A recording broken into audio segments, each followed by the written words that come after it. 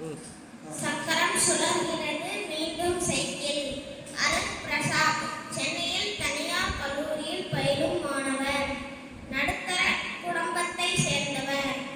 ஆனாலும் அவர் கல்லூரிக்கு போய் வருவதற்கு பைக் ஒன்றை வாங்கித்தர அவரது அப்பா முன் வந்திருந்தார்.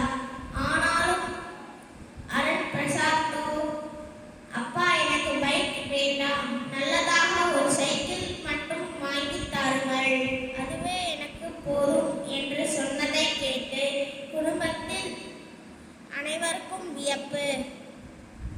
ஏனென்றார் அப்பா அனைவருக்கும் தனது அந்தஸ்து குறைவாக மதிப்பிடுமோ என்று கவலை. ஆனால் அருண் பிரசாத் சொன்ன காரணங்கள் ஏற்றுக்கொள்ளக்கூடியதாக இருந்தது. சுற்றுச்சூழலை பாதிக்காத வாகனம் சைக்கிள். உடல் ஆரோக்கியத்திற்கும் ஒரு பயிற்சி போல் உதவுகிறது. போக்குவரத்து நெரிசலில் பைக் ஓட்டுவதற்கு நாளுக்கு நாள் பெரிய சவால்